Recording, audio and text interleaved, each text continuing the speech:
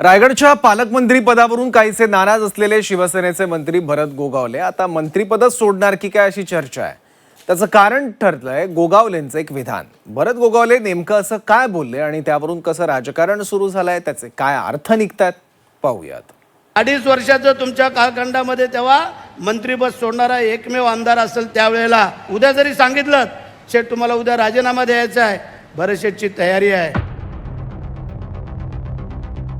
राज्याचे रोजगार हमी योजना मंत्री भरत गोगावले यांचं हे विधान आहे। गेल्या 1.5 वर्षांपासून गोगावले रायगडच्या पालकमंत्री पदासाठी आग्रही आहेत।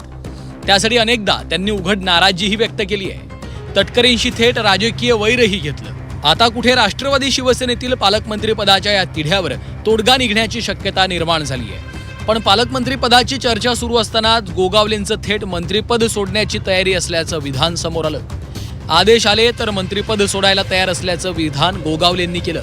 गोगावलेंच्या या विधानानं नवीन चर्चा सुरू झाल्या। 2.5 वर्षाचं तुमच्या कालखंडामध्ये तेव्हा मंत्रिपद सोडणारा एकमेव आमदार असेल त्यावेळेला मंत्रिपद दिलं होतं का नाही विचारा। परंतु या गोरगरीब जनतेचा सेवक म्हणून आम्ही काम करतोय। जोपर्यंत तुम्ही मंत्रिपद द्याल तोपर्यंत आम्ही काम करू। ज्यावेळेला सांगाल उद्या जरी सांगितलं शेठ तुम्हाला उद्या राजीनामा द्यायचा आहे, भरत शेठची तयारी आहे। शिवाजी महाराजांच्या पुण्याने पावनभूमीतला मावळा आहे। गोगावलेंचं मंत्रिपद सोडण्याचं हे विधान समोर आल्यानंतर यावर राजकीय प्रतिक्रिया उमटू लागल्या। छगन भुजबळांनी गोगावलेंवर प्रतिक्रिया देत मंत्रिपदाबाबत पक्षाचे अध्यक्ष निर्णय घेत असल्याचं म्हटलंय।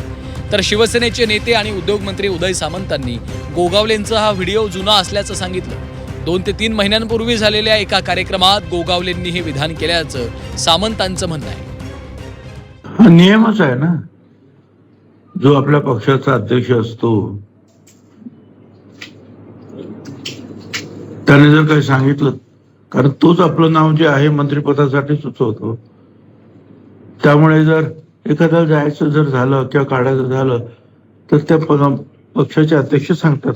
पण मला असं तूर्त असं काहीही वाटत नाही की याच्या काही घडामोडी घडतील।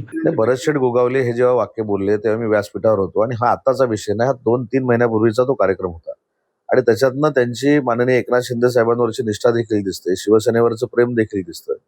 त्याच्यामुळे मला असं वाटतं की भरत शेठ गोगावलेंनी मागच्या मंत्रिमंडळाच्या विस्तारामध्ये देखील संयमाची भूमिका घेतलेली होती आणि एकनाथ शिंदे साहेबांचा सहकारी म्हणून अतिशय निष्ठावंत नेता म्हणून ते आज आमच्याकडे काम करतायत आणि त्यांनी मांडलेली एक निष्ठावंत कार्यकर्त्याची भावना होती।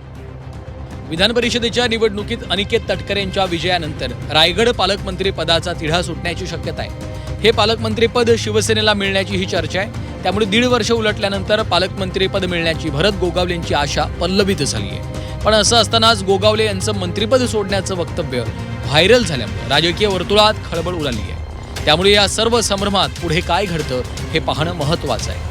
ब्युरो रिपोर्ट, झी 24 तास।